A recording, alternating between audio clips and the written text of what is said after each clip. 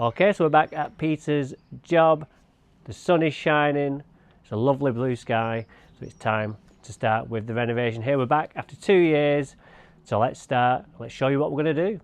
Okay, so this is the first visit this year. Last time I was here, it was just before Christmas, and I was putting on some Winter Magic and some Autumn Punch and Orbit, Refine, Winter Shield, etc.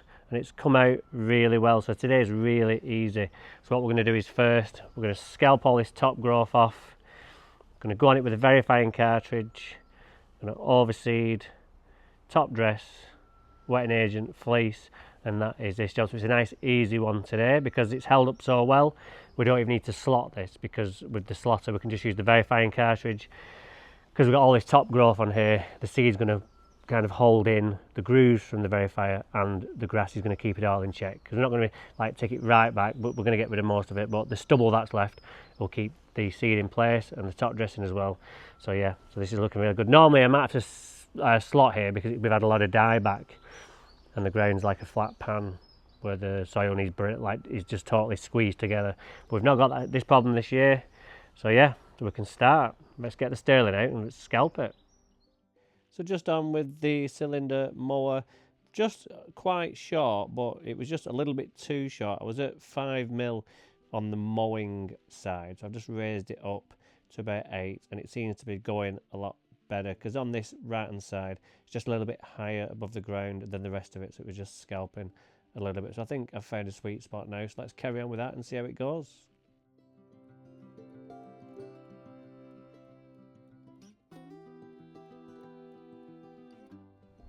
Okay, so I've just put my van key down just to mark a point where I found some annual meadow grass, so we'll get that out. You can see how big it is in comparison, so it's quite small as it goes. That's because Peter keeps it nice and tight with his mower. Things don't get ahead of themselves too much, but get that out now, and that's one less to worry about. So I've just taken off more or less a full bag of top growth, so we get all that off. And then we're starting again from scratch. Like I've said before, it's like decorating a wall. You take the old wallpaper off first before you put the new stuff on. And that's the same on the grass. So going in now with the Verifier cartridge, we've got the tines and we've got the prongs. So what we're going to find is when we're doing the overseeding, we're putting tines in for the seeds. We're scraping the surface of all that muck that we've not got up, any leaves and stuff.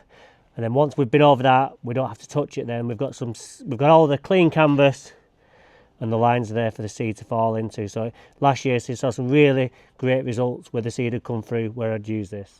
I know what you're thinking, it looked alright before I came, but this needs to happen. See where it's a bit longer, that's where there's just slight undulations where the mower just can't get into, and this is where the grain's a little bit higher. So what'll happen is it'll all just come through as one once we've overseeded and top dressed it, and you'll never know the difference. So just setting off with the Verifier cartridge, you can see what a great job it's doing. It's cleaning the top of the surface and leaving those grooves behind for the seed. And of course it's a form of aeration because we're actually entering the soil. Air can get into those roots, so there's no need to hollow tine or aerate with a fork either. These are now coming out on sale, so if you want to head over to allett.co.uk, there's a link in the description where you can register your interest. They're just doing an initial run of 50 on the sterling, but there's more to come out after that.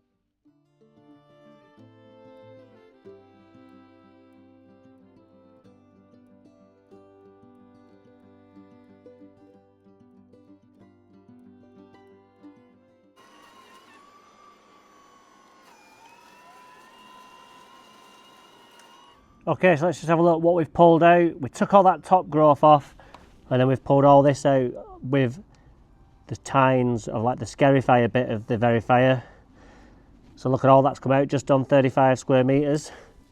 But then what we've got left is we've left ourselves a clean canvas for seed to go direct onto. Now, we noticed last year when I did it on, when I tried it at Farmer Britain's Best Lawn, in the areas where the soil was dry because it had been under the trees and the grass had died, you could only go one way and it would just leave the grooves, but if you went the other way it would just manipulate them into the other, it would just turn them round.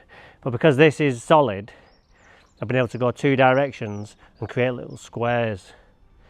So that's great, and these gaps are more or less what the same gaps are and what they use on overseeding machines on the football pitches and stuff, so it allows the plant to grow out properly rather than being all stuck together and growing needles, almost like blades, like needles, because there's too much grass there. Whereas this will allow that seed to grow out into these channels. So yeah, look at that, perfect canvas to go onto. So easy, get on with this seed now, and we're almost done. We're halfway there. Just on with the extreme dwarf ryegrass seed. Just on with the drop spreader again. It's a nice rectangle garden, so it's perfect for this and keeps the seed out of the borders. Got it open on maximum because this is helping the seed fall out better. So just look up close now, the seed's falling into those grooves, nice. Cover that over with this top dressing, and then we'll really see some good germination here as well. We've got the lines going that way as well. Obviously not every seed falls in every hole, but the more that we can get in there, the better, just so it stands an even better chance of coming through. So now it's time to go on with the field compost number 4, peat-free compost. And remember the discount code DHLE15 for 15% off at fieldcompost.co.uk. It's lovely to work with, comes dry in the bag, so there's no clumpiness when you tip it out, and it spreads like a dream over your seed.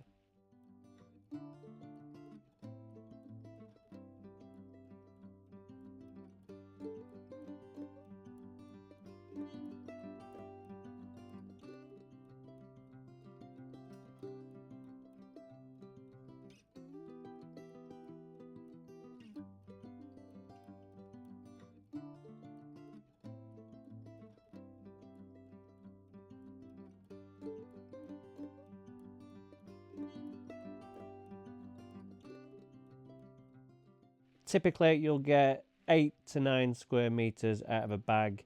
If your grass is longer, you might struggle to get that because it's not going to drag as far, whereas this lawn is quite short now, so I'm getting the maximum out of it. In fact, I get around about 9 square meters on this because I use just under 4 bags.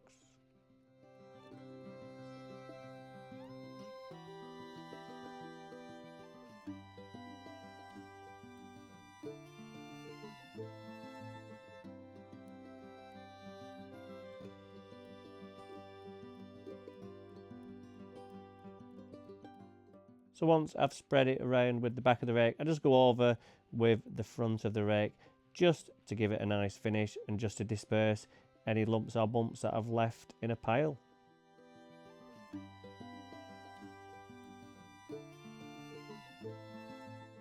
So once I've finished spreading the field compost number 4, I then go over with the H2Go wetting agent.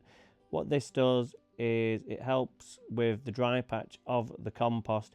Anything that's broken down by bacteria or fungus, it's the fungus of this process that creates a waterproof layer around the compost. So when you water in your hanging baskets and your tubs in the summer, you know, if the water runs off, this is because it's got dry patch. So this is the same thing that happens on the lawn. The water will run off and not actually be absorbed into that. So that just breaks that surface tension of the compost, allowing the water through. And as you'll see later on, I'll do the same on the fleece. And what this does, it just helps the water break through the fleece and stops beading off.